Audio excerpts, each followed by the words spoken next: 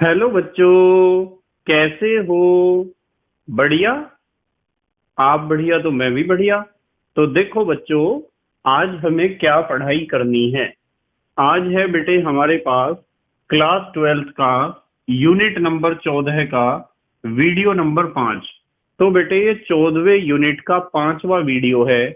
और इससे पहले 4 वीडियो आपको प्लेलिस्ट में भी मिल जाएंगे, नीचे बेटे डिस्क्रिप्शन में भी मिल जाएंगे, और कुछ समय बाद आई बटन में भी लिंक आ जाएगा, जहां आप यूनिट नंबर 14 को पूरा पढ़ सकते हो और अपने सुंदर से नोट्स बना सकते हो, जो एग्जाम में आपकी बहुत ज्यादा हेल्प करेंगे।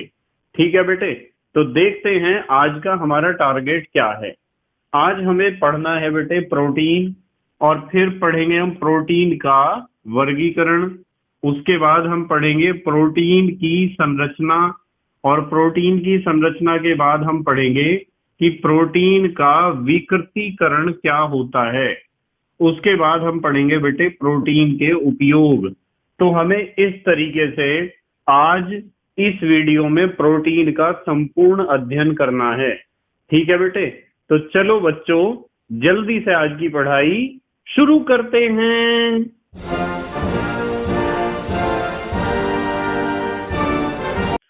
तो बेटे आज हमें पढ़ना है प्रोटीन के बारे में।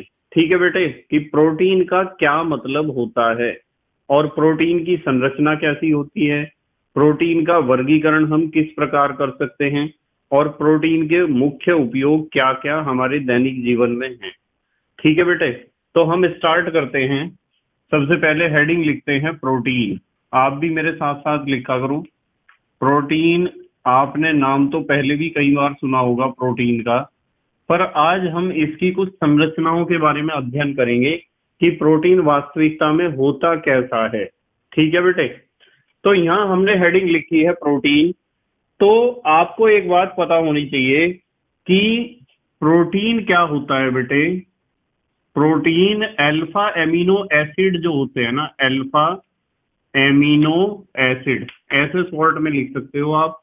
वैसे इसका मतलब है अल्फा एमिनो अम्ल। ठीक है, तो प्रोटीन अल्फा एमिनो अम्ल इकाइयों से मिलकर, मतलब ये चीज मैंने आपको पहले भी सिखाई थी कि प्रोटीन की संरचनात्मक इकाई क्या होती है, अल्फा एमिनो अम्ल होती है। ये बात मैंने आपको सिखाई थी पहले भी। उसी परिभाषा को पलटकर लिख रहा हूं। प्रोटीन अल्फा एमिनो अम्ल इकाइयों से मिलकर बनने वाला बहुलक होता है। बहुलक का मतलब जिसमें बहुत सारी इकाइयां उपस्थित हों। ठीक है, जिसमें बहुत सारी क्या उपस्थित हो, इकाइयां। और प्रोटीन की इकाई क्या होती है, अल्फा एमिनो एसिड। ठीक है, अब सवाल यह है कि हमें यह बात तो स्पष्ट हो चुकी है कि प्रोटीन क्या है, अल्फा एमिनो एसिड इकाइयों से मिलकर बनने वाला एक बहुलक है, यानी इसमें बहुत सारे अल्फा एमिनो एसिड्स हैं। अब सवाल ये आता है कि ये जो हमारे अल्फा एमिनो एसिड्स हैं, ये आपस में किस प्रकार जुड़े हुए होते हैं। देखो मैं बताता हूं आपको कैसे जुड़े होते हैं। अल्फा एमिनो एसिड, बिल्कुल ध्यान से समझना है, पेपर में क्वेश्चन पूछा जाता है। अल्फा एमिनो एसिड आपस में अल्फा एमिनो एसिड आपस में पेप्टाइड बॉन्ड द्वारा पेप्टाइड बॉन्ड द्वारा जुड़े होते हैं। तो बेटे ये जो अल्फा एमिनो एसिड्स हैं, ये आपस में कौन से बॉन्ड द्वारा जुड़े होते हैं बेटे, पेप्टाइड बॉन्ड द्वारा। और आपस में जुड़कर क्या बनाते हैं, प्रोटीन बनाते हैं। इसका मतलब प्रोटीन अल्फा एमिनो एसिड्स का क्या है, एक बहुलक है। अब देखो पेप्टाइड बॉन्ड क्या होता है, चलो उसके बारे में बात करते हैं। एमिनो एसिड लेता हूं मैं, ये एमिनो एसिड है, देखो NH2 सिंगल बॉन्ड CH2COOH, ये एक एमिनो एसिड है। चलो NH2 को हम ऐसे लिखते हैं, NH तो यहाँ लिख लिया और एक H लिख लिया हमने यहाँ, ये NH2 हो गया, ये CH2, ये COOH। अब दूसरा एमिनो एसिड लेंगे, देखो एमिनो ग्रुप और carboxylic acid group, alpha carbon के ऊपर ही दोनों अटैच हैं, इसलिए हम इसे कहेंगे अल्फा एमिनो एसिड। ये मुख्य कार्बन है तो इस कार्बन को आप अल्फा कार्बन कहोगे। यदि अल्फा कार्बन के ऊपर NH2 ग्रुप अटैच होता है तो ऐसे एमिनो एसिड को हम कहते हैं अल्फा एमिनो एसिड। ये बात मैंने आपको पिछले टर्म पे सिखाई थी। अब देखो ध्यान से, यहां भी मैं लेता हूं एक अल्फा एमिनो एसिड NH2CH2COOH। तो जब ये दो अणु आपस में जुड़ते हैं तो क्या होता है, यहां से तो निकलता है OH और यहां से निकलता है H, इस तरीके से निकल जाते हैं, H2O निकल जाता है। और H2O के निकलने से ये निकाल दिया हमने -H2O, तो हमारे पास जो प्रोडक्ट बनता है, ये वाला जो H है ये इससे पहले वाले अल्फा एमिनो एसिड के साथ निकल जाएगा। तो यहाँ क्या बचेगा बेटे हमारे पास, सिंगल बॉन्ड NH, फिर CH2, CH2 के बाद CO, CO के बाद NH और NH के बाद फिर CH2 और CH2 के बाद फिर CO, क्योंकि ये वाला OH भी किसी दूसरे एमिनो एसिड के साथ निकल जाएगा। तो यहाँ हम लिखेंगे CO और ये बॉन्ड, देखो NHCH2CO, NHCH2CO, ठीक है। तो ये जो बॉन्ड बना है CO और NH के बीच में, ये वाला बॉन्ड, ये वाला बॉन्ड, इस बॉन्ड को कहते हैं हम पेप्टाइड बॉन्ड। क्या कहते हैं, पेप्टाइड। तो यदि आपसे कोई पूछता है कि पेप्टाइड बॉन्ड का क्या मतलब है, तो आप कह सकते हो कि एमिनो एसिड के दो अणु या दो इकाइयां आपस में जिस बंध द्वारा जुड़ती हैं उस बंध को पेप्टाइड बंध कहते हैं। क्या कहते हैं बेटे, पेप्टाइड बंध, या आप कह सकते हो पेप्टाइड बॉन्ड। तो हमें पता चला है कि अल्फा एमिनो एसिड आपस में पेप्टाइड बॉन्ड द्वारा जुड़े होते हैं, और ये पेप्टाइड बॉन्ड है जो मैंने आपको बताया है, ठीक है। ये क्वेश्चन पूछा जाता है। अब हमें एक बात का पता चला है कि जब बहुत सारे पेप्टाइड बॉन्ड बनेंगे, बहुत सारे एमिनो एसिड आपस में जुड़ेंगे, तो इसलिए हम प्रोटीन को कहते हैं बहुलीकृत एमिनो अम्ल एमाइड। तो आप लिख सकते हो, इसलिए प्रोटीन को बहुलीकृत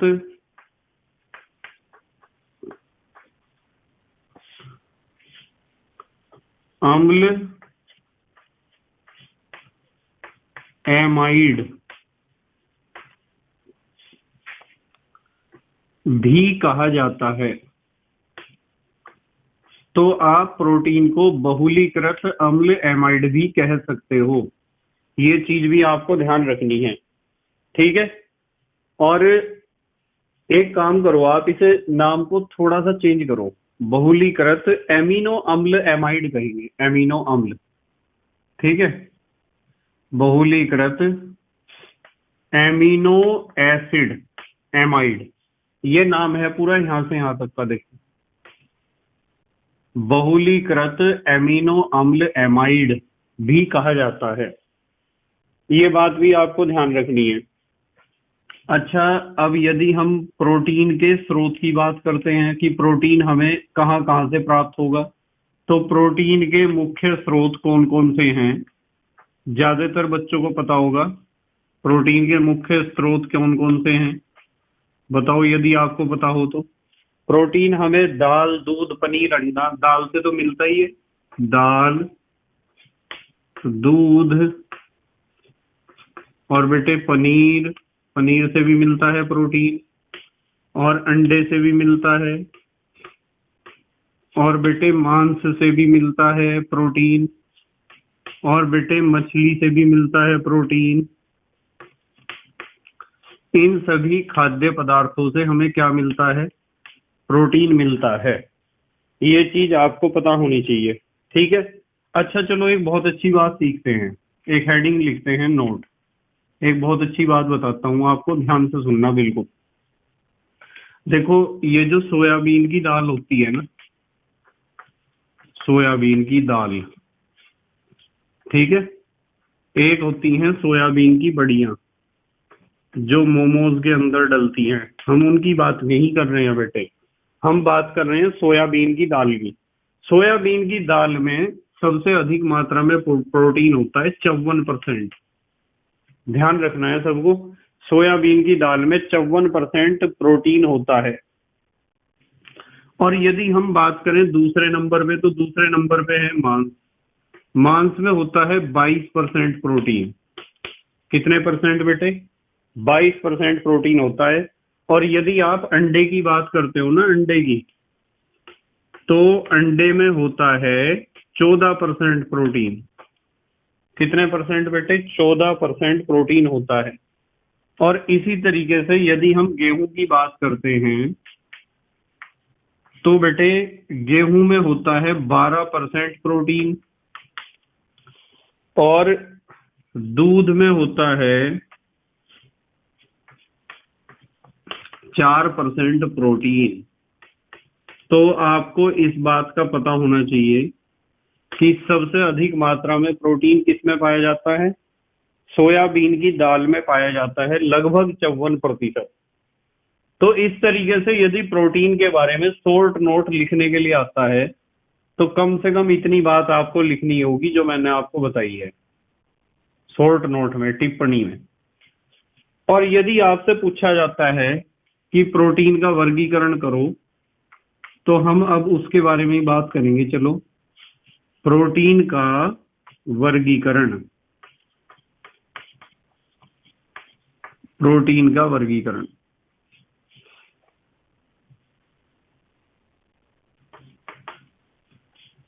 प्रोटीन का वर्गीकरण हम कई आधारों पर कर सकते हैं। इनमें से नंबर 1 सबसे पहले हम स्टार्ट करते हैं आणविक संरचना के आधार पर। आणविक संरचना के आधार पर, बिल्कुल ध्यान से समझेंगे बेटे सब बच्चे। आणविक संरचना के आधार पर, आणविक संरचना के आधार पर प्रोटीन कितने प्रकार का हो सकता है या कितने प्रकार का होता है?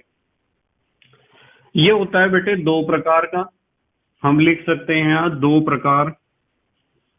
आणविक संरचना के आधार पर प्रोटीन मुख्य रूप से 2 प्रकार का होता है। और इसमें जो पहला प्रकार होता है वो होता है रेशेदार या फाइबर प्रोटीन। रेशेदार या फाइबर प्रोटीन। तो ध्यान रखना है आपको, रेशेदार या फाइबर। रेशे को ही तो इंग्लिश में बेटे फाइबर कहते हैं। तो रेशेदार या फाइबर प्रोटीन का क्या मतलब है? इसमें क्या होता है बेटे कि इसमें, बिल्कुल ध्यान से समझेंगे, इसमें प्रोटीन के अणु, इसमें प्रोटीन अणु आपस में जुड़कर, आपस में जुड़कर, बिल्कुल ध्यान से समझेंगे, रेशों का, रेशे फाइबर, रेशों का निर्माण करते हैं। प्रोटीन के अणु आपस में जुड़कर किसका निर्माण करते हैं? रेशों का निर्माण करते हैं। और बेटे ये जो रेशेदार या फाइबर प्रोटीन होता है ना, यह जल में घुलनशील होता है। ये चीज भी पेपर में पूछी जाती है, थोड़ा सा ध्यान रखना है आपको। ये जल में घुलनशील होता है। ये जो रेशेदार या फाइबर प्रोटीन है, ये क्या होता है?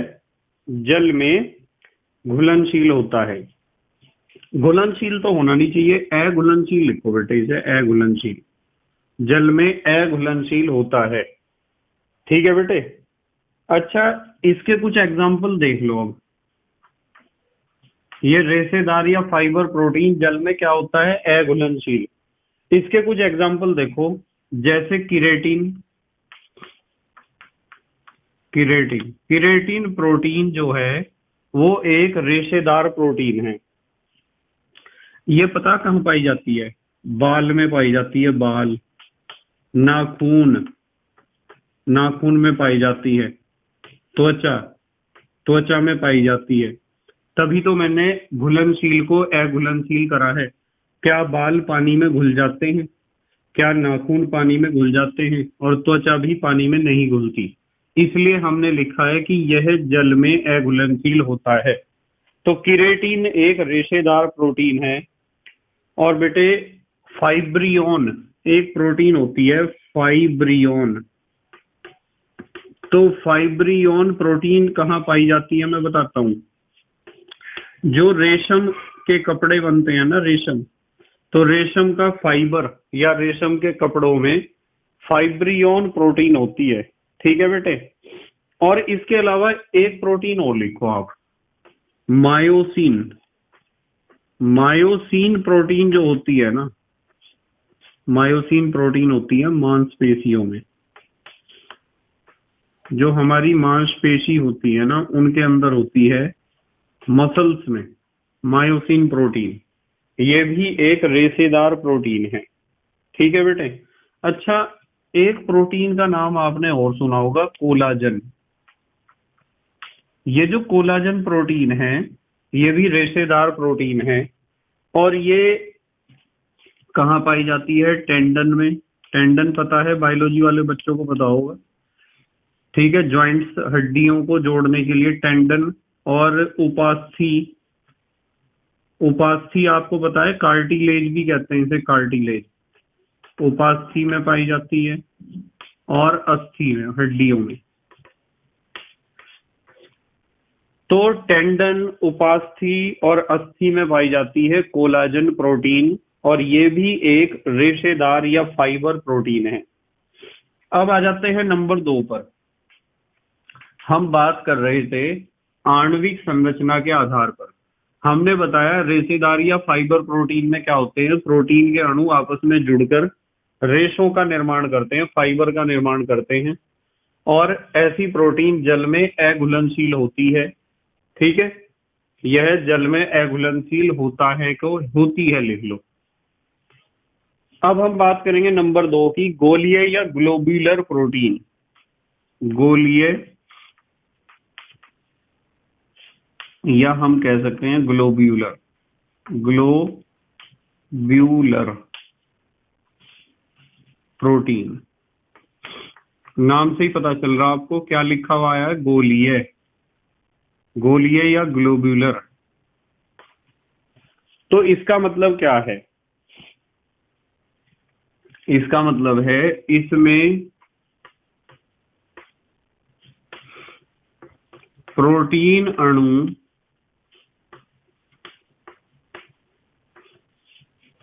आपस में जुड़कर गोलों का निर्माण करते हैं या गोले बनाते हैं। प्रोटीन के अणु आपस में इस प्रकार व्यवस्थित होते हैं कि गोले बन जाते हैं, प्रोटीन के गोले। ठीक है बेटे।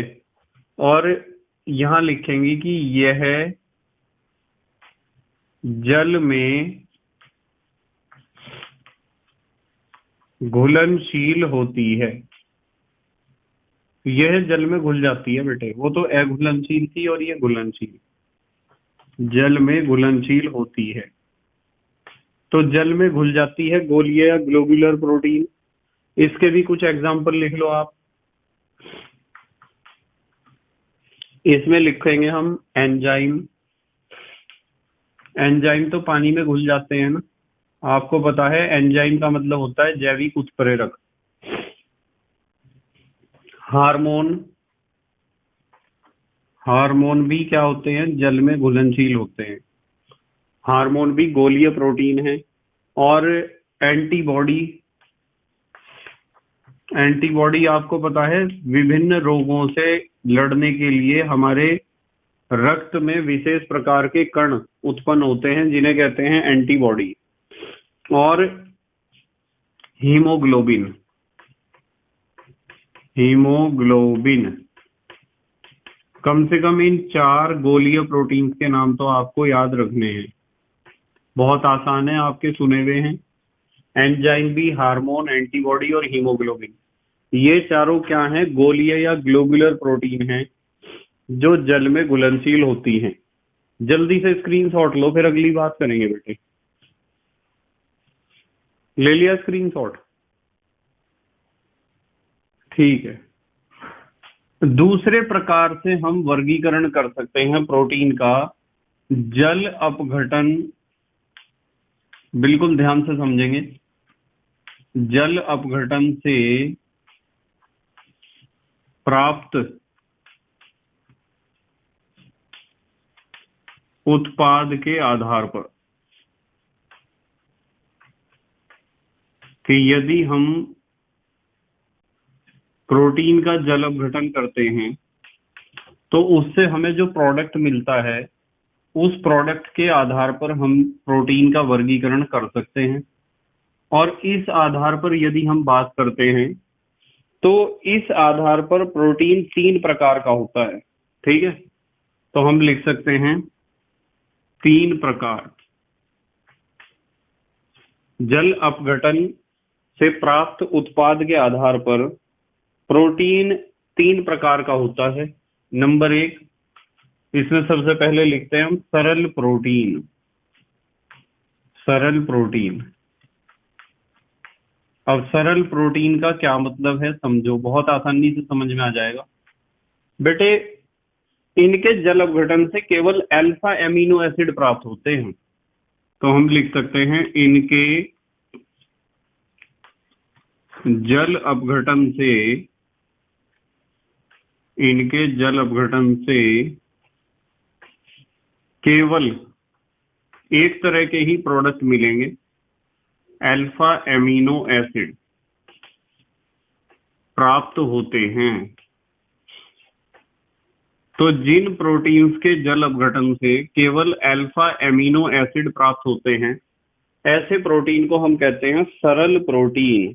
ठीक है, जैसे इनके कुछ एग्जाम्पल लिखते हैं सरल प्रोटीन के। जैसे एक प्रोटीन है प्रोलेमिन।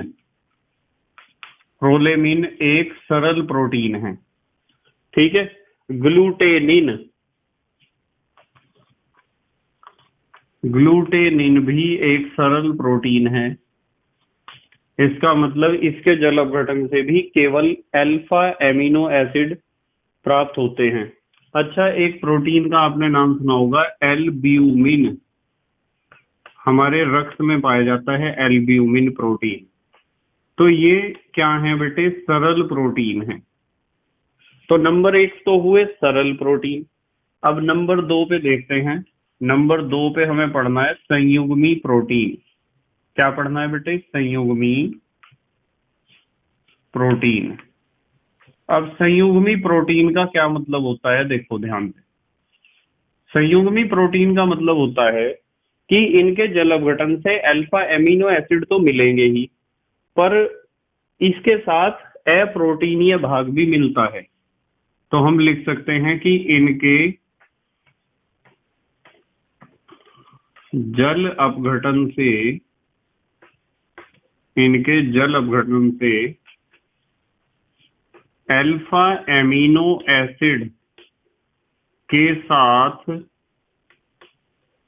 अल्फा एमिनो एसिड के साथ अप्रोटीनीय,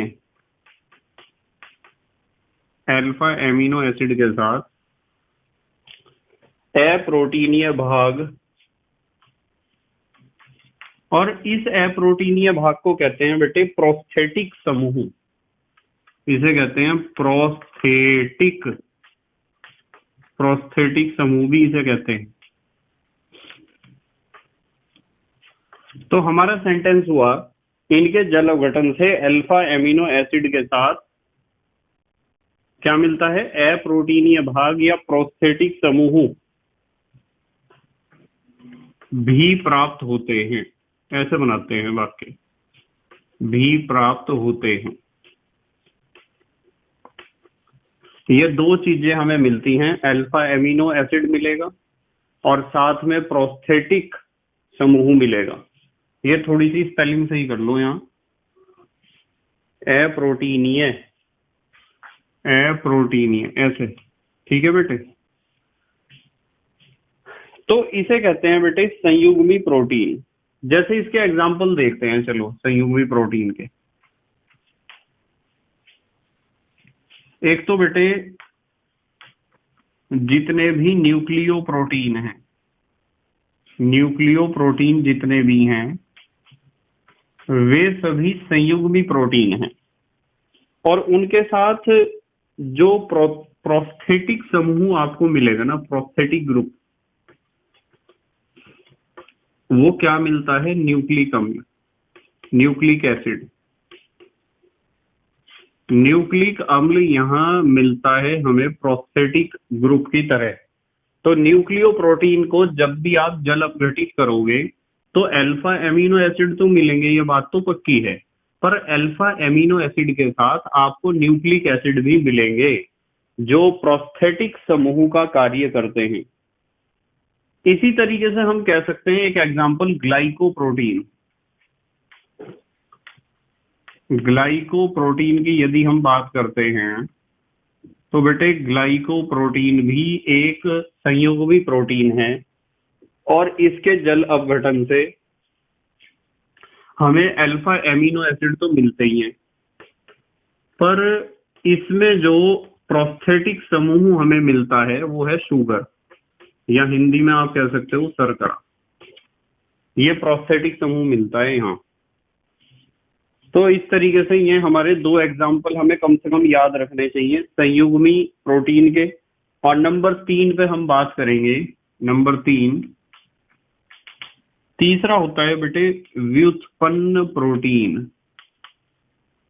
व्युत्पन्न प्रोटीन या डेरिवेटिव प्रोटीन या ड्राइव्ड प्रोटीन। इसका मतलब क्या है, ये जब हमारे पास कोई सरल या संयुग्मी प्रोटीन होता है ना, चाहे तो वो सरल प्रोटीन हो चाहे वो संयुग्मी प्रोटीन हो, उसका जब हम किसी अम्ल, क्षार या एंजाइमों द्वारा आंशिक जल अपघटन करते हैं तो उससे प्राप्त होते हैं। तो हम लिख सकते हैं कि सरल या संयुग्मी प्रोटीन का, सरल या संयुग्मी प्रोटीन का अम्ल या क्षार या एंजाइम, अम्ल या क्षार या एंजाइम द्वारा जल अपघटन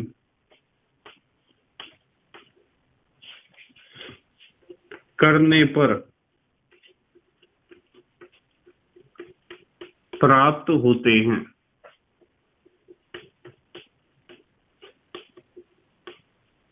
ठीक है बेटे। तो व्युत्पन्न प्रोटीन इसलिए कहा गया है क्योंकि ये या तो सरल प्रोटीन से उत्पन्न होंगे या फिर संयुग्मी प्रोटीन से उत्पन्न होंगे। जैसे इसके कुछ एग्जाम्पल लिख लो आप। जैसे हम कह सकते हैं प्रोटियोज, जैसे प्रोटियोज ये एक व्युत्पन्न प्रोटीन है। पेप्टोन, पेप्टोन भी एक व्युत्पन्न प्रोटीन है। इस तरीके से आपको कुछ एग्जाम्पल याद रख लेने चाहिए। जैसे एक होता है पॉलीपेप्टाइड। अब पॉलीपेप्टाइड क्या होता है उसके बारे में भी बात करेंगे। पॉलीपेप्टाइड का मतलब होता है जब बहुत सारे एमिनो एसिड आपस में जुड़ते हैं ना और उनके बीच बनते हैं पेप्टाइड बॉन्ड, तो उस बड़ी श्रृंखला को हम कहते हैं पॉलीपेप्टाइड। तो ये हुआ जल अपघटन से प्राप्त उत्पाद के आधार पर वर्गीकरण। 3 प्रकार के हैं, सरल प्रोटीन, संयुग्मी प्रोटीन और व्युत्पन्न प्रोटीन। ये वर्गीकरण हमारा दूसरे प्रकार का था। अब बात करते हैं नंबर 3 की। हम प्रोटीन का वर्गीकरण बेटे कार्य के आधार पर भी कर सकते हैं। कार्य के आधार पर, कार्य के आधार पर प्रोटीन कई प्रकार के होते हैं, पर इनमें से कुछ मुख्य प्रोटीन का अब हम अध्ययन करेंगे यहाँ। वैसे तो अनेक प्रकार के होते हैं कार्य के आधार पर, जैसे मैं आपको नंबर 1 कह सकता हूं संरचनात्मक प्रोटीन, यानी कि इन प्रोटीन्स का प्रयोग संरचना यानी बनावट में किया जाता है, विभिन्न निर्माण में किया जाता है, शरीर के विभिन्न अंगों के निर्माण में। संरचनात्मक प्रोटीन, इनका कार्य विशेष संरचना को बनाना होता है। संरचनात्मक प्रोटीन का नाम से ही पता चल रहा होगा, कार्य के आधार पर यानी अलग अलग कार्य। ठीक है, जैसे जैसे आप लिख सकते हो कोलाजन। कोलाजन एक संरचनात्मक प्रोटीन है। तो कोलाजन कहाँ संरचना करती है, कहाँ बनावट करती है, कहाँ निर्माण करती है? जैसे जैसे मैं कह सकता हूं कि जैसे त्वचा, जैसे अस्थि, इनका निर्माण, इनकी संरचना कोलाजन प्रोटीन से होती है। तो इसलिए कोलाजन प्रोटीन को हम कह सकते हैं संरचनात्मक प्रोटीन। और उपास्थि की यदि हम बात करते हैं ना, उपास्थि तो पता है आपको, कार्टिलेज, जो बायोलॉजी के बच्चे हैं उन्हें पता होगा। ये जो हमारा कान है, इस कान की हड्डी इतनी हार्ड नहीं है, मुड़ जाती है आसानी से। तो इस सॉफ्ट रूप को, इस मुलायम रूप को हड्डी के हम कहते हैं उपास्थि। जो हार्ड है वो तो अस्थि है, और जो थोड़ा सॉफ्ट है उसे कहते हैं उपास्थि, या उपास्थि को हम कार्टिलेज भी कह सकते हैं। क्या कह सकते हैं बेटे? कार्टिलेज। ध्यान से समझना है। तो संरचनात्मक प्रोटीन तो वे होंगे जो संरचना करेंगे किसी भी अंग की, विशेष अंग की। जैसे त्वचा, अस्थि और उपास्थि की संरचना कोलाजन प्रोटीन से होती है। नंबर 2 होती है बेटे, नंबर 2 कुछ मुख्य प्रकार ही पढ़ेंगे हम यहाँ। नंबर 2 पे हम पढ़ेंगे संकुचित प्रोटीन। संकुचित प्रोटीन। अब ये संकुचित प्रोटीन कौन सी होती है इसके बारे में भी देख लें। बेटे संकुचन तो मांसपेशियों में ही होता है, तो लिख देते हैं चलो। अच्छा, ये मांसपेशियों में पाई जाती है संकुचित प्रोटीन, मांसपेशियों में, मसल्स में। जैसे कुछ एग्जांपल लिखेंगे इसके। मांसपेशियों में जो संकुचित प्रोटीन पाई जाती है, जैसे आप लिख सकते हो मायोसिन, मायोसिन और एक्टिन आदि। तो ये दोनों संकुचित प्रोटीन हैं, मांसपेशियों को संकुचित करने में हेल्प करती हैं। और नंबर 3 पे हम पढ़ेंगे बेटे एंजाइम। एंजाइम का नाम तो आपने सुना ही होगा, एंजाइम। इन्हें जैव उत्प्रेरक भी कहते हैं। एंजाइम का मतलब होता है जैव उत्प्रेरक। लिख देता हूं यहाँ, एंजाइम का मतलब होता है जैव उत्प्रेरक। अधिशोषण वाले चैप्टर में मैंने आपको पढ़ाया था बेटे ये। और इसके कुछ एग्जाम्पल देखते हैं चलो एंजाइम के। जैसे पेप्सिन। पेप्सिन एक एंजाइम है जो भोजन को पचाने में हेल्प करता है। जैसे बहुत सारे एंजाइम हैं, आप इन 2 एंजाइम के नाम याद रखना है आपको। बायोलॉजी वाले बच्चों को पता है एंजाइम बहुत सारे होते हैं, बायोलॉजी में पढ़ते हैं एंजाइम के बारे में। और पाचन तंत्र में तो पढ़ते ही हैं, डाइजेस्टिव सिस्टम में। और एक प्रोटीन होती है बेटे, नंबर 4 पे हम पढ़ेंगे, एक प्रोटीन होती है हार्मोन। हार्मोन्स लिख दो चलो, बहुवचन, हार्मोन्स। हार्मोन्स आपने सुने ही होंगे, विज्ञान जो पढ़ते हैं बच्चे, जैव विज्ञान, उन्हें तो पता ही है। तो चलो एग्जाम्पल ही लिखते हैं सीधा, इसका सीधा एग्जाम्पल लिखते हैं हम हार्मोन्स का। सबको पता है अंतःस्रावी ग्रंथियों से निकलते हैं, एंडोक्राइन ग्लैंड से। और हार्मोन्स का काम ये होता है कि ब्लड के द्वारा, खून के द्वारा पूरी बॉडी में फैल जाते हैं और जहां इनकी जरूरत पड़ती है वहां ये काम कर देते हैं अपना। ठीक है। एंजाइम पूरी बॉडी में नहीं फैलते, एंजाइम नलियों के द्वारा उस स्थान पर पहुंचते हैं जहां उनकी आवश्यकता होती है और हार्मोन्स सीधे ब्लड में डिसॉल्व हो जाते हैं अंतःस्रावी ग्रंथियों से निकलकर और पूरी बॉडी में फैल जाते हैं और जहां इनकी जरूरत पड़ती है वहां ये अपना कार्य कर लेते हैं। जबकि एंजाइम पूरी बॉडी में नहीं फैलते, एंजाइम ग्रंथियों से निकलकर, जिन्हें आप बाह्य स्रावी ग्रंथियां भी कह सकते हो या नलिकाकार ग्रंथियां भी कह सकते हो, उनसे निकलते हैं एंजाइम और नलियों के द्वारा या पाइप्स के द्वारा उस विशेष स्थान पर ही पहुंचते हैं जहां उसकी आवश्यकता होती है। अब हार्मोन्स में, जैसे आपने एक हार्मोन का नाम सुना होगा, आपने एक हार्मोन का नाम बहुत सुना होगा, इंसुलिन। इंसुलिन एक हार्मोन है और इसका काम क्या है? इसका काम है रक्त में उपस्थित अतिरिक्त ग्लूकोज को ग्लाइकोजन में कन्वर्ट करना और लीवर में स्टोर करना। मतलब हमारा जो खून है, हमारा जो ब्लड है, उसमें जब शुगर बहुत ज्यादा मात्रा में हो जाता है, यानी ग्लूकोज बहुत ज्यादा मात्रा में हो जाता है, तो अतिरिक्त शुगर को या अतिरिक्त ग्लूकोज को ये ग्लाइकोजन में कन्वर्ट कर देता है, जिससे हमारा ब्लड शुगर मेंटेन रहता है। क्या मेंटेन रहता है बेटे? Blood sugar. तो हमें पता चला है कि इंसुलिन एक बहुत कमाल का हार्मोन है। यदि किसी व्यक्ति में इंसुलिन हार्मोन की कमी होती है ना, तो उसके ब्लड में शुगर की परसेंटेज यानी ग्लूकोज का परसेंटेज बहुत ज्यादा बढ़ जाता है और शुगर का परसेंटेज बढ़ने से वो शुगर उसके यूरिन के साथ निकलता रहता है बाहर और बॉडी में वीकनेस आ जाती है।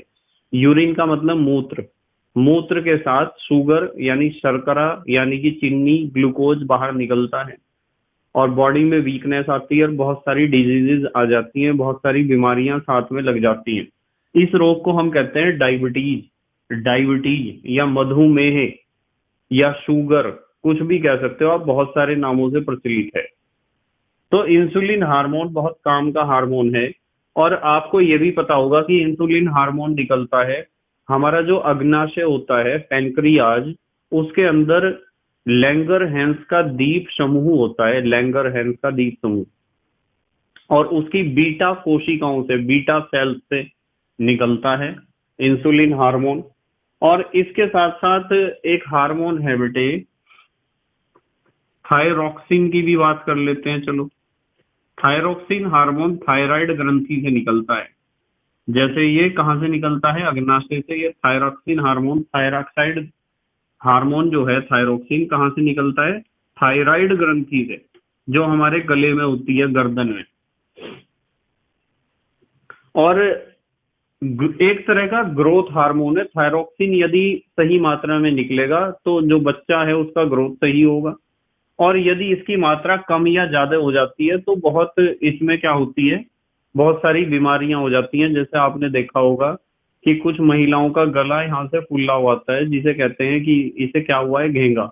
तो वो आयोडीन की कमी से होता है, क्योंकि आयोडीन की मात्रा इस थायरोक्सिन हार्मोन के निकलने की मात्रा को काफी हद तक प्रभावित करती है। इसके बारे में ज्यादा अध्ययन आप बायोलॉजी में करोगे। मैंने तो आपको बताया है कि हार्मोन भी एक प्रकार का प्रोटीन है, जैसे इंसुलिन और थायरोक्सिन। ठीक है बेटे, ज्यादा डिटेल में तो हम इन्हें डिस्कस नहीं कर सकते हैं, वो तो आपके बायोलॉजी वाले टीचर जो होंगे वही बताएंगे आपको इसके बारे में ज्यादा। नंबर 5 पे हम बात करेंगे बेटे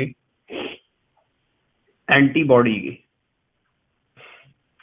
एंटीबॉडी ऐसे भी लिख सकते हो आप एंटीबॉडी को। सबको पता है एंटीबॉडी क्या होती है, हमारे रक्त में होती है, ब्लड में, और इनका काम होता है बीमारियों से लड़ने का, रोगाणुओं से लड़ने का काम होता है, जो रोग उत्पन्न करने वाले कीट होते हैं या कीटाणु होते हैं। ठीक है, तो हम लिख सकते हैं इसमें एग्जाम्पल, रक्त में उपस्थित गामा गामा ग्लोब्यूलिन, ग्लोब्यूमिन भी होता है, ठीक है।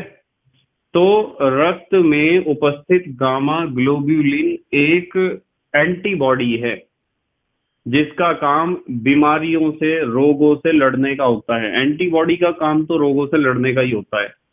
अलग अलग रोग के लिए अलग अलग प्रकार के एंटीबॉडी हमारी बॉडी में, हमारे रक्त में बनती हैं। बायोलॉजी में इसके बारे में भी आप काफी डिटेल में पढ़ोगे। नंबर 6 पे हम बात करेंगे बेटे रक्त प्रोटीन की।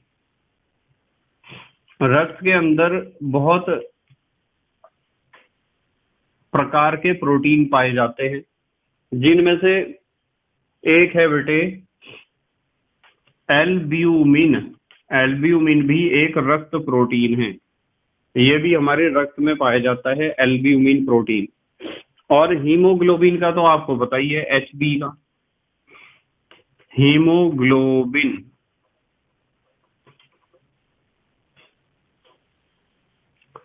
हीमोग्लोबिन का तो आपको पता ही है, इससे ही तो पता चलता है कि खून की मात्रा कम है या ज्यादा है। और एक अच्छा प्रोटीन है फाइब्रिनोजन। फाइब्रिनोजन ये संबंधित है रक्त के स्कंदन से। रक्त का स्कंदन क्या होता है, इसके बारे में भी बायोलॉजी में ही आप डिटेल में पढ़ोगे, ठीक है बेटे।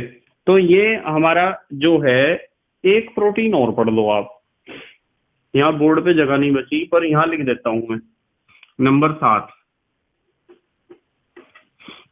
टॉक्सिन। टॉक्सिन शब्द आया जहर से, जहर, ठीक है। तो टॉक्सिन भी प्रोटीन होते हैं, ध्यान रखना है आपको, ये भी प्रोटीन ही होते हैं। हमें विभिन्न प्रकार के प्रोटीन के बारे में अध्ययन करना है ना, और अब की बार हमने हेडिंग लिखी थी कार्य के आधार पर, तो इन सब का कार्य अलग अलग है। टॉक्सिन जहर का काम करता है, जैसे मैं इसका एक एग्जांपल लिख दे सकता हूँ, सांप का जहर।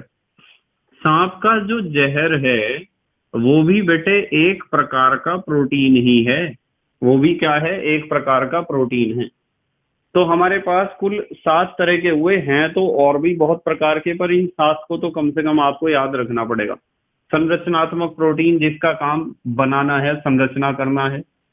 संकुचित प्रोटीन जो मांसपेशियों को संकुचित कराने का हेल्प करती है, संकुचित कराने का कार्य करती है। एंजाइम जैव उत्प्रेरक हैं, जैविक क्रियाओं की स्पीड को बढ़ाते हैं। हार्मोन्स, हार्मोन्स भी ऐसे ही हैं जो जैविक क्रियाओं को, स्पीड को बढ़ाने का काम करते हैं, उनके वेग को नियंत्रित करते हैं, या हमारे बहुत सारे शरीर के अंगों को उत्प्रेरित करते हैं या संचालित करते हैं। हार्मोन्स भी एंजाइम जैसे ही होते हैं लगभग, दोनों में थोड़ा सा अंतर है। मैंने आपको बताया है कि एंजाइम नलियों के द्वारा उस स्थान पर पहुंचते हैं जहां उनकी आवश्यकता होती है, और हार्मोन्स किसी नली के द्वारा किसी विशेष स्थान पर नहीं पहुंचते, अपितु ब्लड में डिसॉल्व हो जाते हैं और पूरी बॉडी में फैल जाते हैं। एंटीबॉडी का काम बीमारियों से लड़ने का है, और रक्त प्रोटीन तो नॉर्मल ब्लड के जो कंपोजिशन है, जो संगठन है, उसे मेंटेन करती हैं। और टॉक्सिन का मतलब है कि ये जहरीली प्रोटीन होती हैं, जैसे सांप का जहर।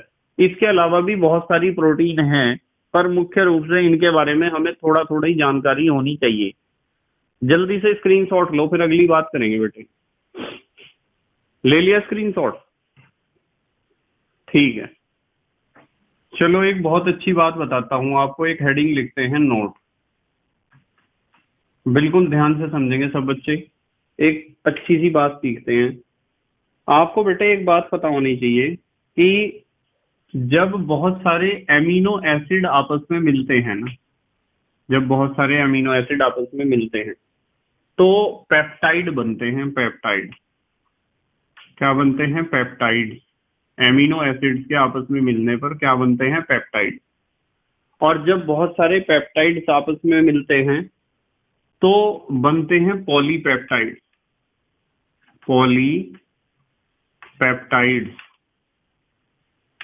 और बेटे जब बहुत सारे पॉलीपेप्टाइड्स आपस में मिलते हैं तो बनती है प्रोटीन।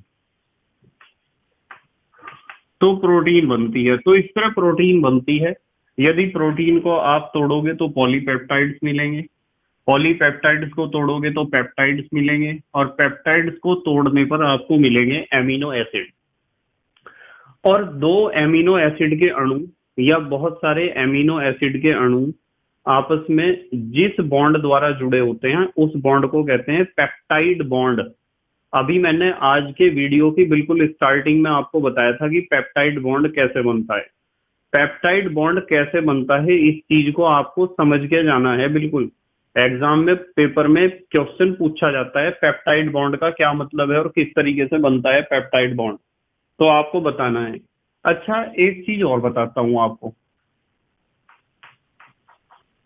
देखो कुछ बच्चे इस चीज को कैसे सीखते हैं। कुछ बच्चे सीखते हैं कि अल्फा एमिनो एसिड है। Alpha amino acid, alpha amino acid जब आपस में मिलते हैं तो सरल पेप्टाइड बनते हैं। सरल पेप्टाइड, अल्फा एमिनो एसिड जब आपस में मिलते हैं तो क्या बनते हैं? सरल पेप्टाइड। और जब सरल पेप्टाइड आपस में मिलते हैं तो बनते हैं पॉलीपेप्टाइड। पॉलीपेप्टाइड,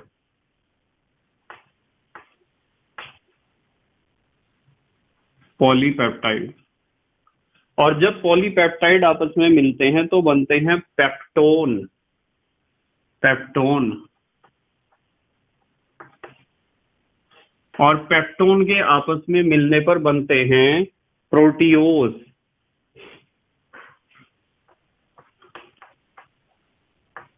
प्रोटियोज, और प्रोटियोज के आपस में मिलने पर बनती है प्रोटीन। तो कुछ बुक्स में इस क्रम को दिया गया है, तो आप इस सीक्वेंस को भी याद कर लेना और ऊपर वाले सीक्वेंस को भी याद कर लेना।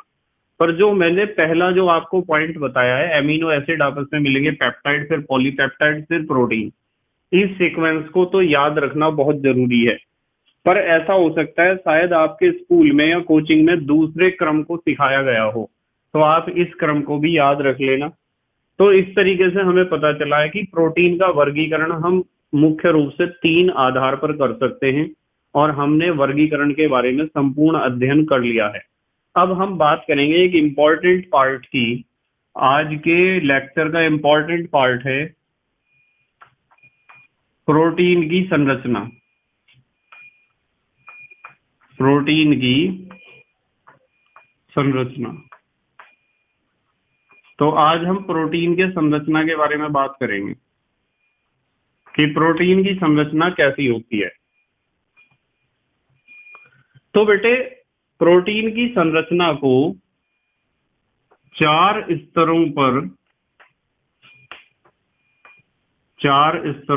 समझा जा सकता है।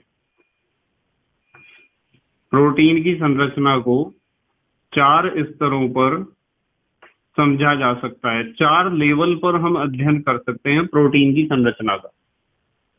और इसमें जो सबसे पहला लेवल है, नंबर 1, बिल्कुल ध्यान से समझेंगे सब। सबसे पहला है बेटे प्राथमिक संरचना। प्राथमिक संरचना या प्राइमरी स्ट्रक्चर भी आप इसे कह सकते हो। प्राथमिक संरचना या प्राइमरी स्ट्रक्चर बहुत सिंपल है। प्रोटीन की प्राथमिक संरचना का क्या मतलब है? जो एमिनो एसिड हैं वे एक निश्चित क्रम में जुड़कर जो एक संरचना, जो एक श्रृंखला बनाते हैं, उस संरचना या उस श्रृंखला को हम कहते हैं प्राथमिक संरचना। तो मैंने आपको बताया कि एमिनो अम्लों के विशिष्ट क्रम में जुड़ने पर, चलो लिखते हैं, एमिनो एसिड के विशिष्ट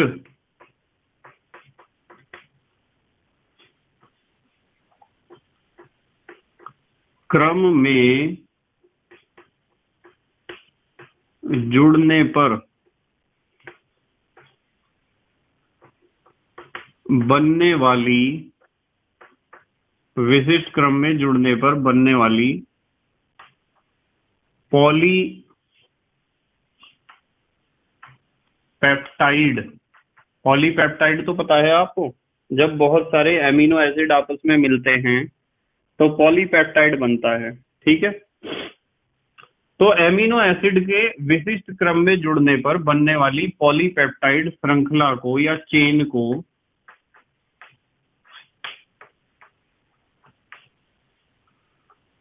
प्रोटीन की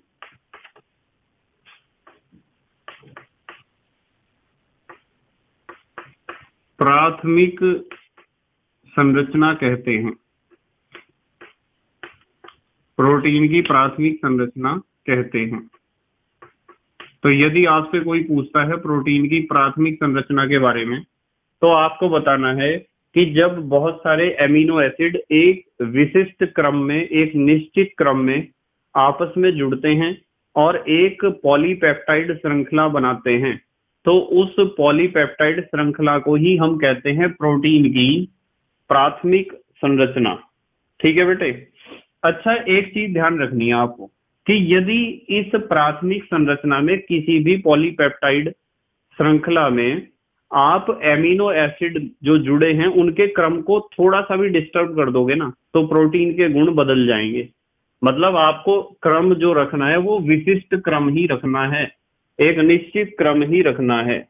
ठीक है, चलो इस बात को लिख देता हूं कि एमिनो एसिड जो होते हैं, एमिनो अम्ल, उनके क्रम में ये जो लिखा है ना हमने विशिष्ट क्रम या निश्चित क्रम, परिवर्तन करने पर प्रोटीन के गुण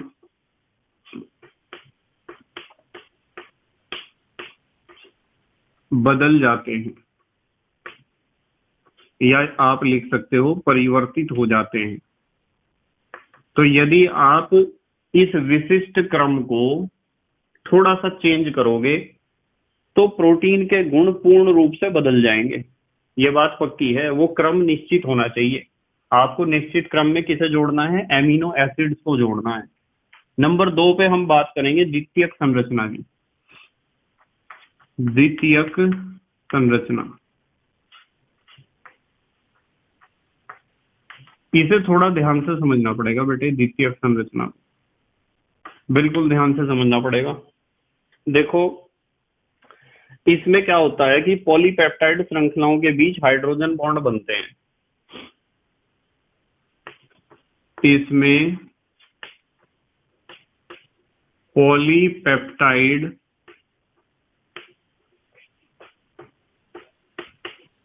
श्रृंखलाओं के बीच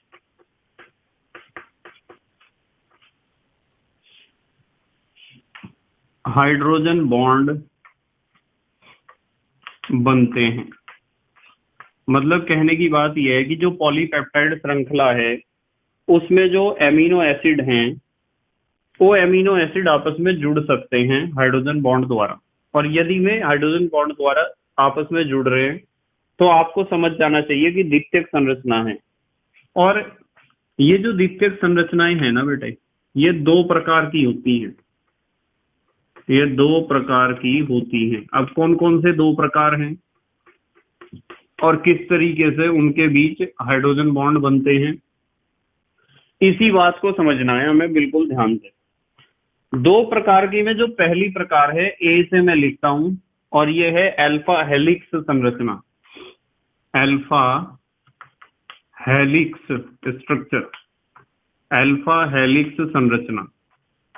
अब ये अल्फा हेलिक्स संरचना क्या है, बिल्कुल ध्यान से समझेंगे सब बच्चे, बिल्कुल ध्यान से, क्योंकि ये चीज बच्चों के समझ में नहीं आती है, बहुत मुश्किल होता है इसे समझना, तो इसलिए ध्यान से समझेंगे। चलो मैं समझाने का प्रयास करता हूं। देखो, ये मैंने बनाया एक लूप कह दो या फिर एक वक्र कह दो, इस तरह का स्ट्रक्चर बनाया। और यहां से मैं बनाता हूं इसे एक पट्टी के रूप में। देखियो जरा ध्यान से, ये एक पट्टी है, यहां से घूम के ऐसे आई और यहां से घूम के ऐसे आई और यहां से ऐसे।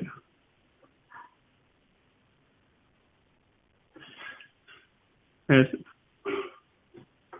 मतलब ये वाला हिस्सा जो है ना, ये हिस्सा आपको अलग कलर का दिखाई देगा और ये हिस्सा अलग कलर का दिखाई देगा, फिर ये हिस्सा अलग कलर का दिखाई देगा और ये हिस्सा अलग कलर का। मतलब कहने की बात यह है कि यदि आप इस संरचना को समझ रहे हो कि ये एक तरह का हमारे पास एक तरह की पट्टी है जो इस तरीके से हेलिक्स के रूप में घूम रही है।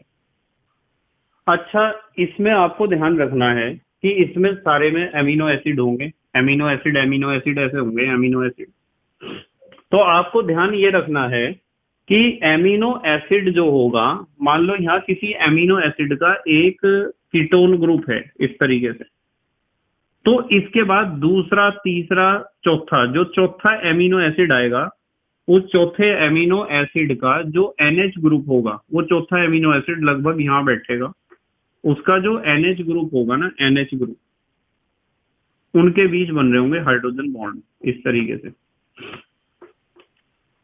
मतलब आपको समझना है कि एक तो पहला एमिनो एसिड का CO ग्रुप और चौथे एमिनो एसिड का NH ग्रुप आपस में जुड़ रहे होंगे। चलो एक काम करते हैं, इस NH ग्रुप को यहां ना लेके थोड़ा ऊपर लेते हैं। चलो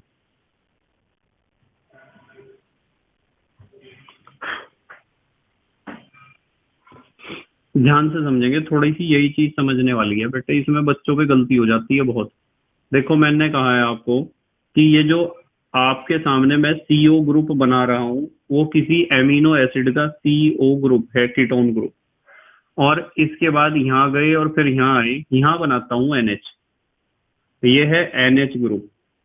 तो इनके बीच हाइड्रोजन बॉन्ड बना है, जब तो ये श्रृंखला इस तरीके से मुड़ गई है। यदि ये हाइड्रोजन बॉन्ड ना बनता तो ये पट्टी बिल्कुल सीधी ना होती क्या। तो ये CO जो जुड़ा है वो अपने से चौथे एमिनो एसिड के NH ग्रुप के साथ जुड़ा है, और ये बॉन्ड जो बीच में बन रहा है ये हाइड्रोजन बॉन्ड है, और इस हाइड्रोजन बॉन्ड ने ही इस सीधी पट्टी को एक हेलिक्स के रूप में कन्वर्ट कर दिया है।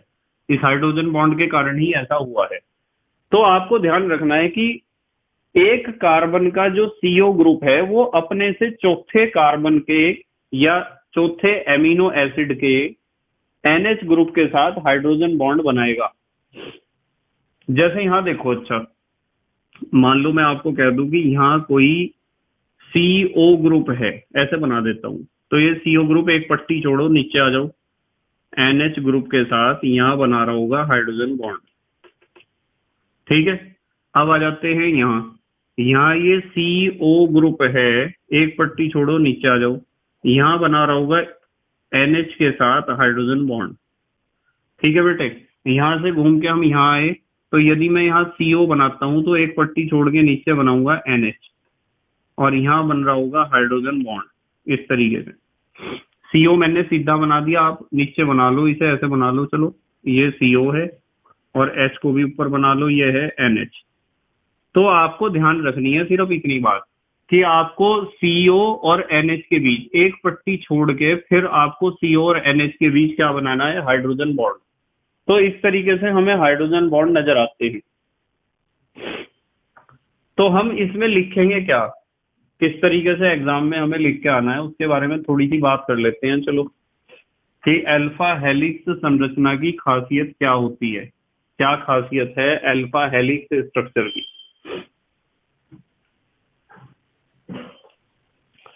इसमें एक एमिनो एसिड के CO ग्रुप, इसमें एक एमिनो एसिड के, ऐसा ही तो होता है CO ग्रुप, एक एमिनो एसिड का कौन सा ग्रुप है, CO ग्रुप, और चौथे एमिनो एसिड के NH ग्रुप, तथा लिख देता हूं, तथा चौथे एमिनो एसिड के NH ग्रुप। देखो ये बात समझनी है कि ये पहले का है, तो जिसके साथ बॉन्ड बना रहा है हाइड्रोजन बॉन्ड, डॉटेड से दिखाते हैं, वो चौथा एमिनो एसिड होगा। पहला, दूसरा, तीसरा, चौथा, यहाँ कहीं दूसरा होगा, वो मैंने इसलिए नहीं दिखाया क्योंकि जगह की थोड़ी कमी है, हाइड्रोजन बॉन्ड हम कहाँ बनाते। ठीक है, तो जितने पॉसिबल हुए हाइड्रोजन बॉन्ड बनाने उतने मैंने यहाँ बना दिए। ध्यान सिर्फ इतना रखना है कि एक CO और नीचे NH बनाएंगे और एक पट्टी इसे छोड़ दिया मैंने। यहाँ यदि CO बनाया तो पट्टी को छोड़ के नीचे NH बनाया, वहां हाइड्रोजन बॉन्ड बना दिया। सिर्फ इस तरह की बात आपको ध्यान रखनी है। तो हमने लिखा है कि इनमें एक एमिनो एसिड के CO ग्रुप, कीटोनिक ग्रुप तथा चौथे एमिनो एसिड के NH ग्रुप के बीच कौन सा बॉन्ड बनता है?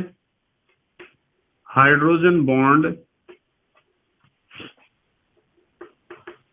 बनते हैं। इनके बीच हाइड्रोजन बॉन्ड, यदि ये पहला है तो इससे चौथे नंबर का NH है, पहला है तो इससे चौथे नंबर का NH है, पहला है तो इससे चौथे नंबर का NH है। ये ध्यान रखना है आपको, ठीक है बेटे।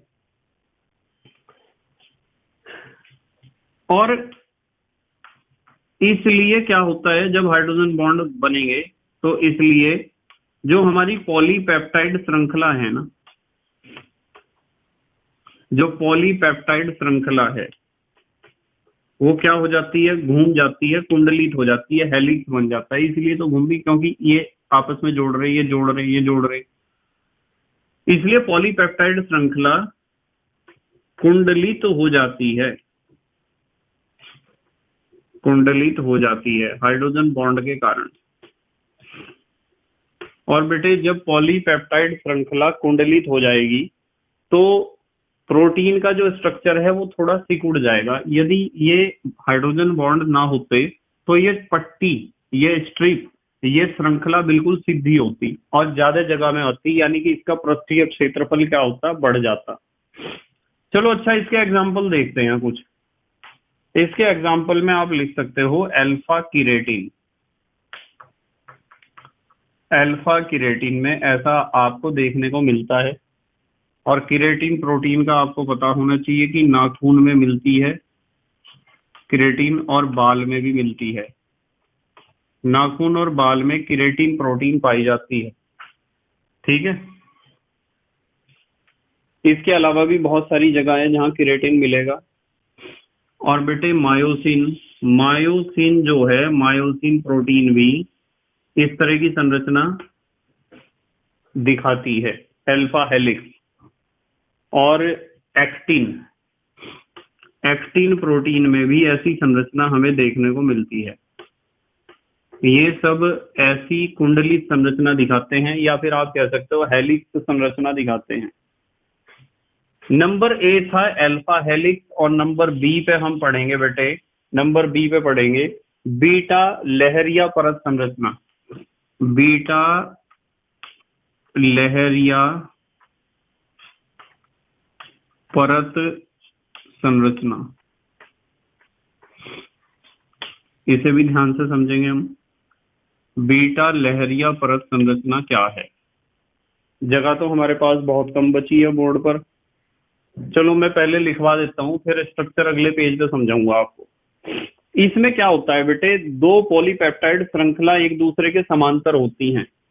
मतलब जैसे यहाँ तो एक श्रृंखला आपने देखी है, ये इस श्रृंखला में ही पहले और चौथे एमिनो एसिड के बीच हाइड्रोजन बॉन्ड बना है और श्रृंखला कुंडलित हो गई है। पर यदि एक सीधी श्रृंखला हो और दूसरी भी सीधी श्रृंखला हो, यानी कि दो पॉलीपेप्टाइड श्रृंखलाएं एक दूसरे के समांतर हों और उनके बीच में कहीं कहीं बन रहे हो हाइड्रोजन बॉन्ड, तो इस तरह की संरचना को हम कहते हैं बीटा लहरिया परत संरचना। देखो इनमें क्या होता है, दो पॉलीपेप्टाइड, इनमें क्या होता है बेटे, दो पॉलीपेप्टाइड, ये इस स्पेलिंग को थोड़ा सही करो,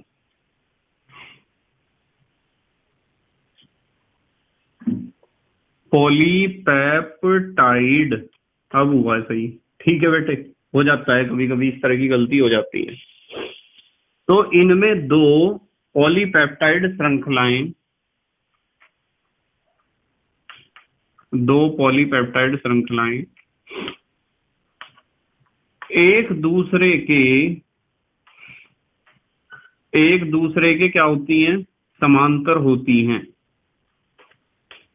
एक दूसरे के समांतर होती हैं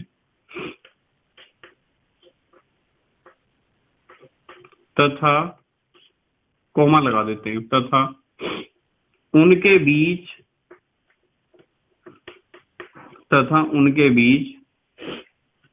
हाइड्रोजन बॉन्ड बने होते हैं। मतलब वे आपस में श्रृंखलाएं किससे जुड़ी होती हैं? हाइड्रोजन बॉन्ड द्वारा जुड़ी होती हैं। ठीक है बेटे, तो इस तरह की संरचना को या द्वितीयक संरचना को हम कहते हैं बीटा लहरिया परत संरचना। अब यहाँ चित्र बनाने की तो जगह है नहीं, आप स्क्रीनशॉट ले लो, मैं समझाता हूँ फिर चित्र अगले पेज पर। स्क्रीनशॉट ले लो बेटे, ले लिया स्क्रीनशॉट? ठीक है बेटे, यदि हम बीटा लहरिया परत संरचना के बारे में बात करते हैं तो स्ट्रक्चर को बहुत ध्यान से समझना पड़ेगा, क्योंकि बच्चों को इसका चित्र बनाने में ही सबसे ज्यादा समस्या फेस करनी पड़ती है। ध्यान से समझेंगे बिल्कुल। मैं आपको बताता हूं कैसा स्ट्रक्चर हमें बनाना है, बहुत आसान तरीके से बताऊंगा। देखो, 1 2 3 4 5 6 7 8 9 मैंने इस तरह की रेखाएं खींची हैं, 9 ही मैं इधर खींचूंगा जिससे समझने में कोई प्रॉब्लम ना हो। देखो 9 ही इधर बनाऊंगा, 1 2 3 4 5 6 7 8 9। आपको 10 बनानी है तो 10 बना लो, 11 बनानी है तो 11 बना लो, पर एक बात का ध्यान रखना है आपको कि इसके सामने ऐसा और इसके सामने ये एक दूसरे को फेस करने चाहिए, एक दूसरे के आमने सामने आने चाहिए। अब यहां में यदि CO लिखूंगा, CO, तो यहां में लिखूंगा NH और यहां लिखूंगा RCH। ये 2 बॉन्ड कार्बन ने बनाए हैं। ठीक है, एक बॉन्ड यहां भी बनेगा, इसका ऊपर जाएगा, उससे हमें कोई मतलब नहीं फिलहाल। नाइट्रोजन ने 3 बॉन्ड बनाए हैं, 1 2 और 1 हाइड्रोजन के साथ। बस ध्यान रखना है CO NH RCH, और यहाँ भी क्या होगा, फिर CO इधर बनेगा और NH इधर बनेगा और RCH तो आप सीधा ही बनाते रहो, और फिर दोबारा से CO, इसी क्रम को लिख रहा हूं मैं, CO NH RCH, CO NH RCH, CO NH और RCH, और ये हो जाएगा CO। चलो बॉन्ड नहीं बनाते, वैसे ही लिख देते हैं CO। तो ये जो सीक्वेंस हमने फॉलो किया है, इस सीक्वेंस को ध्यान से देखो आप बस। CO NH RCH, CO NH RCH, CO NH RCH, CO NH RCH, इसी सीक्वेंस को हम ऊपर से नीचे की तरफ फॉलो करेंगे। ठीक है, तो इसी तरीके से नीचे से चलेंगे। CO NH, यहाँ NH लिखता हूं, RCH, और यहां लिखते हैं CO NH RCH, और यहां लिखते हैं CO NH RCH, और CO NH, एक बॉन्ड ऊपर जा रहा होगा, ऊपर होगा RCH। तो CO के सामने NH आना चाहिए हर बार, ये ध्यान रखना है। देखो, देख रहे हो आप? तो जो नजदीक नजदीक होंगे, जैसे आप देख रहे हैं CO और NH पास पास हैं, तो इनके बीच बनेगा हाइड्रोजन बॉन्ड, ये हाइड्रोजन बॉन्ड बनेगा इनके बीच। मतलब कहने की बात ये है बेटे कि एक तो पॉलीपेप्टाइड श्रृंखला ये है और एक पॉलीपेप्टाइड श्रृंखला ये है, तो इन पॉलीपेप्टाइड श्रृंखलाओं के बराबर में यहाँ भी एक पॉलीपेप्टाइड श्रृंखला होगी और यहाँ भी एक पॉलीपेप्टाइड श्रृंखला होगी पगली तरफ इसके। तो इसका मतलब साफ है कि 2 पॉलीपेप्टाइड श्रृंखलाओं के बीच, देखो CO और NH तो यहाँ भी है, पर इनके बीच की दूरी बहुत ज्यादा है, तो यहाँ तो हाइड्रोजन बॉन्ड बनने के चांस है ही नहीं। हाइड्रोजन बॉन्ड ये CO इधर वाली श्रृंखला के साथ बना सकता है यदि इसके सामने क्या आ गया, NH। देखो CO NH आ गए हैं तो यहाँ हाइड्रोजन बॉन्ड बनेगा, और यहाँ CO और NH आए हैं तो हाइड्रोजन बॉन्ड बनेगा। तो इससे हमें पता चला है कि 2 पॉलीपेप्टाइड श्रृंखलाएं जब एक दूसरे के समांतर रखी होती हैं तो उनके बीच बहुत स्थानों पर या कई स्थानों पर हाइड्रोजन बॉन्ड बन जाते हैं। जिसके कारण प्रोटीन का स्ट्रक्चर क्या हो जाता है, स्थायी हो जाता है, या फिर आप कह सकते हो मजबूत हो जाता है। ये है बेटे प्रोटीन की बीटा लहरिया परत संरचना। ध्यान रखना है, बीटा लहरिया परत संरचना है। मैं लिख देता हूं, चलो नीचे, बीटा लहरिया परत संरचना। कभी आप इसे किसी और हेडिंग में या टॉपिक में बना लो डायग्राम। अब हम बात करेंगे नंबर 3 पर बेटे। हमने प्राथमिक संरचना पढ़ ली और द्वितीयक संरचना में 2 पढ़ ली हमने। थोड़ा सही करके लिखता हूं इसे। द्वितीयक संरचना में हमने 2 पढ़ ली, उनमें से ये है बीटा लहरिया परत संरचना। अब हम नंबर 3 पर पढ़ते हैं तृतीयक संरचना, प्रोटीन की तृतीयक संरचना।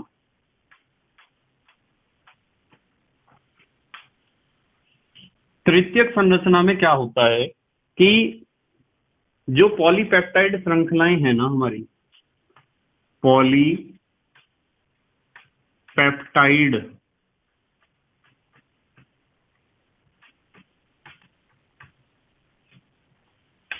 श्रृंखलाओं के मुड़ने, मान लो पॉलीपेप्टाइड श्रृंखला है, वे क्या कर रही हैं, विभिन्न तरीके से मुड़ रही हैं और आपस में लिपट रही हैं। तो मैं लिख सकता हूं लिपटने, और कुंडलित हो रही हैं, वे कुंडलित होने।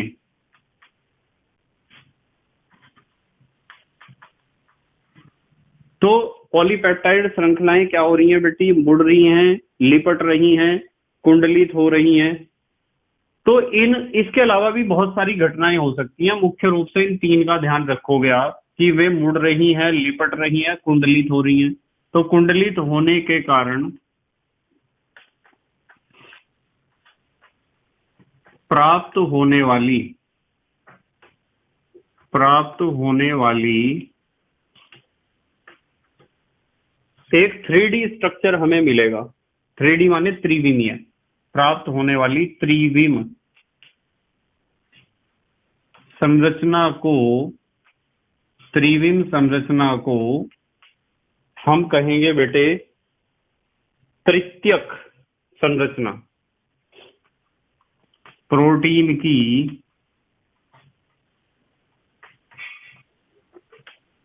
तृतीयक संरचना कहते हैं। प्रोटीन की तृतीयक संरचना कहते हैं।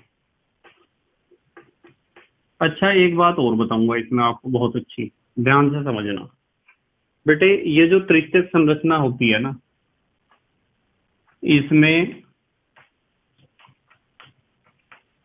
निम्न प्रकार के बंध कह दो या आकर्षण बल भी आप कह सकते हो, निम्न प्रकार के बंध होते हैं। कौन कौन से बंध होते हैं, देखो इसमें जो है, एक तो आपको बहुत ज्यादा मात्रा में मिलेंगे हाइड्रोजन बॉन्ड इसमें आपको मिलेंगे। और हाइड्रोजन बॉन्ड के अलावा आपको इसमें डाइसल्फाइड बॉन्ड भी मिलेंगे। डाइसल्फाइड बॉन्ड पता कैसा होता है, ऐसा होता है, देखो ये बॉन्ड डाइसल्फाइड है, 2 सल्फर हैं डायरेक्ट जुड़े हुए एक दूसरे से। और इसमें बेटे आपको यहां लिख देता हूं, पहला विद्युत आकर्षण बल, इलेक्ट्रोस्टैटिक अट्रैक्शन। तो विद्युत आकर्षण बल भी हमें देखने को मिलेगा। विद्युत आकर्षण बल हो गया, हाइड्रोजन बॉन्ड हो गया, डाइसल्फाइड बॉन्ड हो गए। इस तरह के बॉन्ड हमें देखने को मिलते हैं यदि हम टर्सरी स्ट्रक्चर की बात करते हैं या तृतीयक संरचना की बात करते हैं। अच्छा, कुछ एग्जाम्पल देख लो चलो इसके। जैसे किरेटिन है, किरेटिन में भी तृतीयक संरचना हमें देखने को मिलती है। जैसे कोलेजन है, ये मैंने कई बार आपको पढ़ा दिया है, क्रिएटिन भी, कोलेजन भी कई बार पढ़ा दिया है। एंजाइम है, एंजाइम, और बेटे सॉल्ट में लिखेंगे, चलो एंटीबॉडी लिख दो, एंटीबॉडी में भी होता है, ठीक है, आदि। इन सब में तृतीयक संरचना आपको देखने को मिलेगी प्रोटीन की। एंटीबॉडी, यहाँ अंक की बिंदी लगनी चाहिए यहाँ, ठीक है। अब हम बात करते हैं नंबर 4 पर, चतुष्क संरचना की, प्रोटीन की चतुष्क संरचना, क्वाटरनरी स्ट्रक्चर ऑफ प्रोटीन। देखते हैं, चलो। जब, समझ लेना लिखते हुए, जब पॉलीपेप्टाइड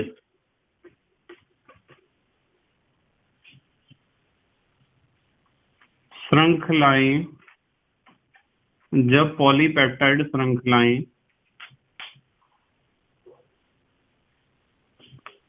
सह संयोजक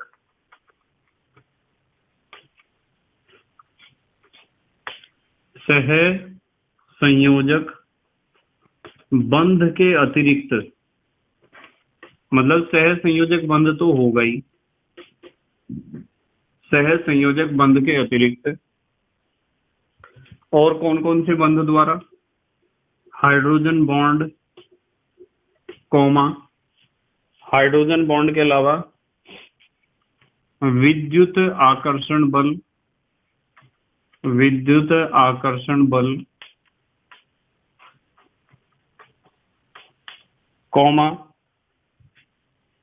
वांडरवाल बल, वांडरवाल, चलो पूरा करते हैं सेंटेंस, बलों द्वारा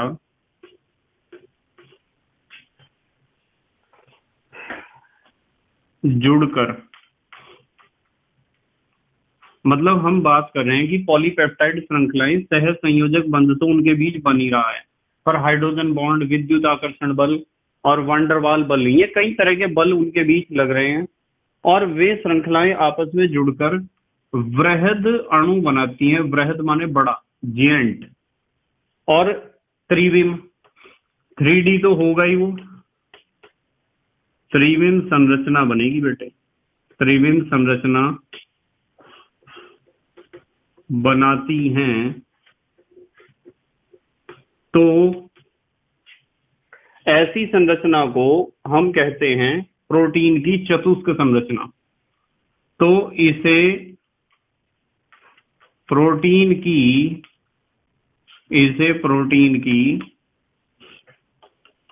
चतुष्क संरचना कहते हैं, प्रोटीन की चतुष्क संरचना कहते हैं।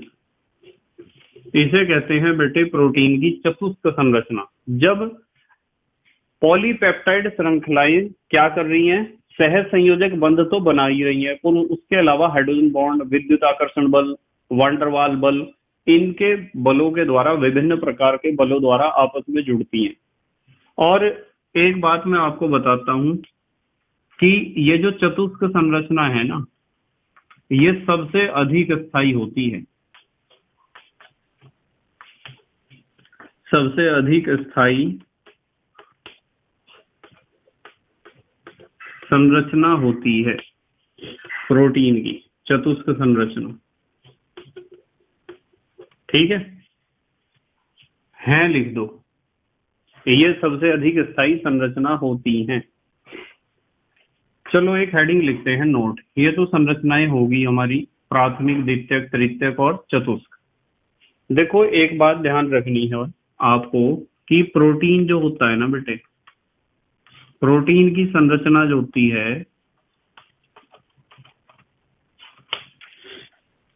उसे स्थायी बनाने वाले कारक कौन कौन से हैं, कौन कौन से फैक्टर हैं जो प्रोटीन की संरचना को स्थायी बनाते हैं। उनमें सबसे पहला जो है बेटे आयनिक बंध है। क्या है? आयनिक बंध या आयनिक बॉन्ड आप इसे कह सकते हो, या आप इसे साल्ट बॉन्ड, लवण बल, या लवण के बीच बनने वाला बंध, इसे हम साल्ट बॉन्ड भी कह सकते हैं। एक तो ये ध्यान रखना है। और एक प्रोटीन की संरचना को स्थायी बनाता है आपका हाइड्रोजन बॉन्ड। जहां जितने ज्यादा हाइड्रोजन बॉन्ड होंगे, ये हाइड्रोजन बॉन्ड है जो डॉटेड से हमने दिखा रखी है, प्रोटीन का स्ट्रक्चर उतना ज्यादा क्या होगा, स्टेबल। अच्छा, एक बॉन्ड होता है उसे कहते हैं हाइड्रोफोबिक बॉन्ड। हाइड्रोफोबिक तो समझते हो आप, जो जल से दूर रहने वाला बॉन्ड हो, ऐसा बॉन्ड जो जल से दूर रखे प्रोटीन को, हाइड्रोफोबिक बॉन्ड। ठीक है, ये भी प्रोटीन की संरचना को स्टेबल बनाता है, स्थायी बनाता है। और एक होता है बेटे डाइसल्फाइड बॉन्ड। डाइसल्फाइड बॉन्ड अभी मैंने आपको बताया है। ठीक है, ये है देखो डाइसल्फाइड बॉन्ड, एस और एस। तो ये चार तरह के बॉन्ड हैं जो प्रोटीन की संरचना को स्थायित्व प्रदान करते हैं, उसे स्टेबल बनाते हैं। अब जल्दी से स्क्रीनशॉट लो, फिर अगली बात करेंगे हम। ले लिया बेटे स्क्रीनशॉट? ठीक है बेटे, अब हम बात करेंगे प्रोटीन का विकृतीकरण। ये पेपर में क्वेश्चन पूछा जाता है बहुत ज्यादा। प्रोटीन का विकृतीकरण क्या मतलब है? प्रोटीन के विकृतीकरण का, इसके बारे में थोड़ी सी बात हमें करनी है। इसका मतलब क्या है बेटे? मान लो आपके पास प्रोटीन है और आप उस प्रोटीन में कुछ भौतिक या रासायनिक परिवर्तन कर रहे हो।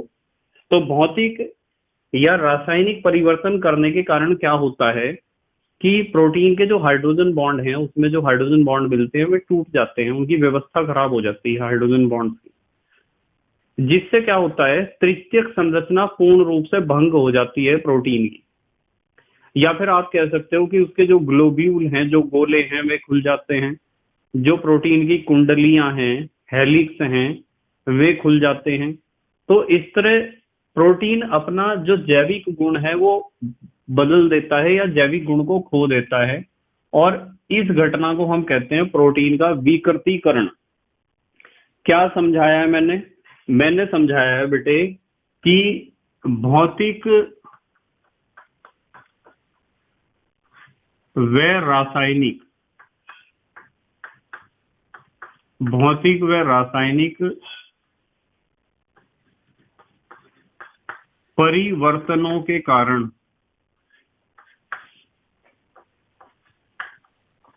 भौतिक व रासायनिक परिवर्तनों के कारण प्रोटीन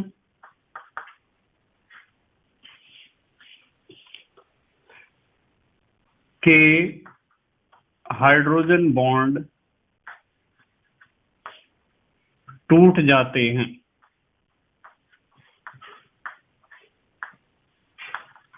प्रोटीन में जो हाइड्रोजन बॉन्ड होते हैं वे टूट जाते हैं। ठीक है, जिससे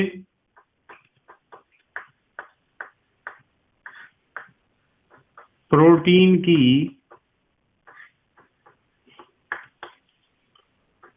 तृतीयक संरचना, प्रोटीन की तृतीयक संरचना भंग हो जाती है, यानी टूट जाती है। तृतीयक संरचना, प्रोटीन की तृतीयक संरचना क्या हो जाती है? टूट जाती है। भंग होने का मतलब है यहाँ टूटना। जो बेटे ग्लोब्यूल हैं यानी गोले हैं, वे कुंडलियां लिखते हैं। चलो, ग्लोब्यूल और कुंडली। ग्लोब्यूल का मतलब गोले, कुंडलियां माने हेलिक्स। ये क्या हो जाते हैं बेटे? खुल जाते हैं।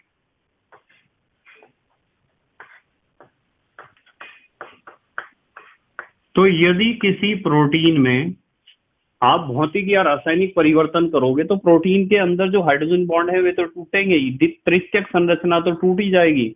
ग्लोब्यूल यानी उसके प्रोटीन के गोले हैं, जो कुंडलियां हैं, वे भी क्या हो जाती हैं? खुल जाती हैं।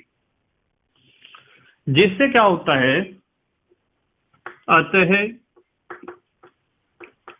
प्रोटीन अपनी जैविक सक्रियता, प्रोटीन अपनी जैविक सक्रियता खो देता है, जैविक सक्रियता खो देता है। मतलब जो उसके अंदर गुण हैं, जो विशेषताएं हैं, उन सभी को क्या करेगा, प्रोटीन खो देगा यदि उसमें ये सारी बातें हुई। इस घटना को प्रोटीन का विकृतीकरण कहते हैं। इसे कहते हैं बेटे विकृतीकरण। ठीक है, यानी हाइड्रोजन बॉन्ड टूटना, तृतीयक संरचना का भंग हो जाना, गोलों का खुल जाना, कुंडलियों या हेलिक्स का खुल जाना। जैसे इसका एक एग्जांपल देखो। अच्छा, एग्जांपल नंबर फर्स्ट बेटे, यदि आपके पास अंडा है और उस अंडे को आप उबालते हो, तो भौतिक परिवर्तन ही तो करते हो। तो अंडे को ऐसे लिखते हैं, अंडे को उबालने पर, यदि आपके पास अंडा है और उसे आप उबालते हो, तो उसमें जो एल्ब्यूमिन होता है ना, एल्ब्यूमिन, वो बदल जाता है अविलेय यानी अघुलनशील और रेशेदार प्रोटीन में। ठीक है बेटे, प्रोटीन में बदल जाना। इसका मतलब क्या है? इसका मतलब ये है कि यदि अंडे को उबालते हैं तो उसका जो एल्ब्यूमिन होता है वो अविलेय और रेशेदार प्रोटीन में बदल जाता है, यानी वो अपने गुणों को खो देता है। तो ये एक उदाहरण है विकृतीकरण का। और विकृतीकरण का एक उदाहरण और भी है, दही का जमना। दही का जमना ये भी एक विकृतीकरण का ही उदाहरण है। इसके अलावा बहुत सारे उदाहरण और भी हैं, पर मुख्य रूप से इन दो उदाहरणों को तो आप याद रखोगे। यदि हमारी एक्सरसाइज उदाहरण या पाठ्य नीति में क्वेश्चन आए तो वहां भी हम डिस्कस करेंगे, यदि कुछ और उदाहरण हमें देखने को मिले। अब हम बात करते हैं अगले स्टेप की, और अगला स्टेप है बेटे प्रोटीन का उपयोग। दैनिक जीवन में प्रोटीन का क्या उपयोग है, प्रोटीन हमारे जीवन के लिए क्यों आवश्यक है, कहाँ कहाँ इसकी जरूरत हमें पड़ती है प्रोटीन की। ठीक है बेटे, देखो सबसे पहली तो बात आपको पता होनी चाहिए कि पेशियों के निर्माण में प्रोटीन की बहुत जरूरत है। पेशियों के निर्माण में जो हमारी मांसपेशियां होती हैं, मसल्स होती हैं, उनके निर्माण में प्रोटीन अत्यंत आवश्यक होती है। ठीक है। नंबर 2, शरीर की वृद्धि व टूटी फूटी कोशिकाओं की मरम्मत। शरीर की वृद्धि व टूटी फूटी कोशिकाओं की मरम्मत भी प्रोटीन द्वारा ही होती है। यहां भी प्रोटीन का ही मुख्य रोल होता है। ठीक है बेटे। और अभी हमने पढ़ा था एंजाइम। तो यदि मैं एंजाइम की बात करूं और हार्मोन्स की बात करूं, तो एंजाइम और हार्मोन्स का निर्माण भी बेटे प्रोटीन के द्वारा ही होता है। तो यहाँ भी प्रोटीन का एक इंपॉर्टेंट रोल है एंजाइम्स के निर्माण में और प्रोटीन के निर्माण में। नंबर 4, रक्त व शरीर के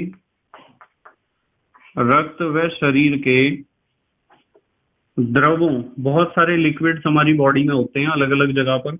रक्त व शरीर के द्रवों का पीएच नियंत्रित करने में, कि वो कितना अम्लीय होना चाहिए, चाहे वो रक्त हो या फिर पाचक रस हो।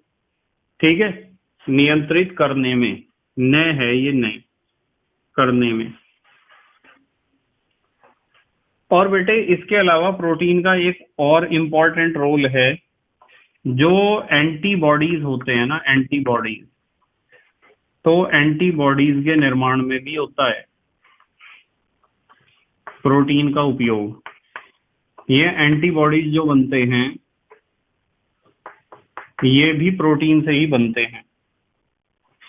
और बेटे जो आनुवांशिक लक्षणों का नियंत्रण होता है,